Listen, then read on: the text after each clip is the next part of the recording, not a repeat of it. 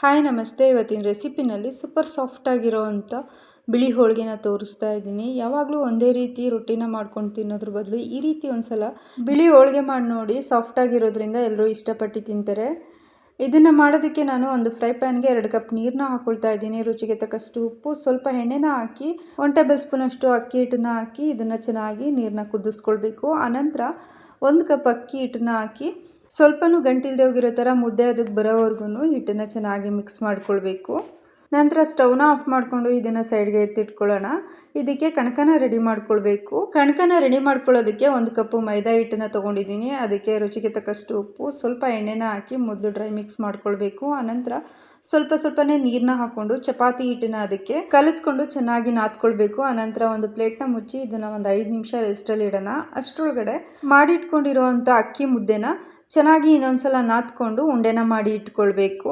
ಅನಂತರ ಕಣಕನ ಇನ್ನೊಂದ್ಸಲ ಚೆನ್ನಾಗಿ ನಾದಿ ಸ್ವಲ್ಪ ಕಣಕನ ತಗೊಂಡು ಕೈಯಲ್ಲೇ ಅಗಲವಾಗಿ ಪ್ರೆಸ್ ಮಾಡ್ಕೊಳ್ಬೇಕು. ಆನಂತರ ಮಾಡಿಟ್ಕೊಂಡಿರೋಂಥ ಉಂಡೆನ ಇದರೊಳಗಡೆ ಇಟ್ಕೊಂಡು ಕಣಕದಿಂದ ಉಂಡೆನ ಕ್ಲೋಸ್ ಮಾಡ್ಕೊಳ್ಬೇಕು. ಆನಂತರ ಸ್ವಲ್ಪ ಮೈದಾ ಹಿಟ್ಟನ್ನು ಹಾಕಿ ಲಟ್ಟಣಿಗೆಲಿ ನೀಟಾಗಿ ಲಟ್ಟಿಸ್ಕೊಳ್ಬೇಕು. ತೆಳ್ಳಗೆ ಲಟ್ಟಿಸ್ಕೊಂಡು ಆನಂತರ ಕಾದಿರೋವಂಥ ತವ ಮೇಲೆ ಇದನ್ನು ಹಾಕಿ ಬೇಯಿಸ್ಕೊಂಡ್ರೆ, ಎರಡೂ ಸೈಡು ಚೆನ್ನಾಗಿ ಬೇಯಿಸ್ಕೊಂಡ್ರೆ ಸೂಪರ್ ಸಾಫ್ಟ್ ಆಗಿರೋವಂಥ ಬಿಳಿ ಹೋಳಿಗೆ ರೆಡಿ ಆಗಿಬಿಡುತ್ತೆ. ಇದನ್ನು ನೀವು ಒಂದು 20 ಮಿನಿಟ್ಸಲ್ಲೆಲ್ಲ ಮಾಡ್ಕೋಬೋದು. ಇದನ್ನು ಒಂದೊಳ್ಳೆ ಗ್ರೇವಿ ಜೊತೆ ತಿಂತಾ ಇದ್ರಂತೂ ಸಖತ್ತಾಗಿರುತ್ತೆ. ಒಂದ್ಸಲ ಟ್ರೈ ಮಾಡಿ ನೋಡಿ, ನೀವೇ ಹೇಳ್ತೀರಾ ಸಖತ್ತಾಗಿದೆ ಅಂತ.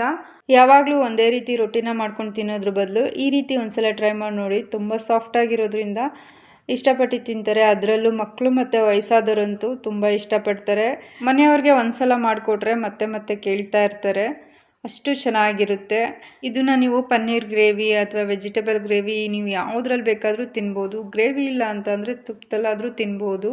ಅಷ್ಟು ಚೆನ್ನಾಗಿರುತ್ತೆ, ಅಷ್ಟು ಸಾಫ್ಟಾಗಿರುತ್ತೆ. ನೋಡಿದ್ರಲ್ಲ ಯಾವ ರೀತಿ ಸಿಂಪಲ್ಲಾಗಿ ಬಿಳಿ ಹೋಳಿಗೆ ಮಾಡೋದು ಅಂತ. ಈ ರೆಸಿಪಿ ನಿಮಗೆ ಇಷ್ಟವಾಗಿದರೆ ಪ್ಲೀಸ್ ಲೈಕ್ ಮಾಡಿ, ಶೇರ್ ಮಾಡಿ, ಕಮೆಂಟ್ ಮಾಡಿ, ಸಬ್ಸ್ಕ್ರೈಬ್ ಮಾಡ್ಕೊಳ್ಳಿ. ಪಕ್ಕದಲ್ಲೇ ಇರುವಂಥ ಬೆಲ್ ಐಕನ್ನ ಕ್ಲಿಕ್ ಮಾಡಿ ಹಾಲನ್ನು ಬಟನ್ನ ಪ್ರೆಸ್ ಮಾಡಿದ್ರೆ ನಾನು ಹಾಕುವಂಥ ವಿಡಿಯೋ ಎಲ್ಲ ನಿಮಗೆ ನೋಟಿಫಿಕೇಷನಲ್ಲಿ ಬರುತ್ತೆ. ಆವಾಗ ನನ್ನ ವಿಡಿಯೋನ ನೀವು ನೋಡ್ಬೋದು.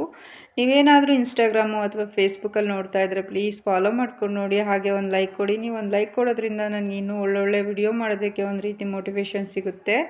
ಈ ವಿಡಿಯೋ ನೋಡಿದ್ದಕ್ಕಾಗಿ ತಮ್ಮೆಲ್ಲರಿಗೂ ಧನ್ಯವಾದಗಳು. Thank you all.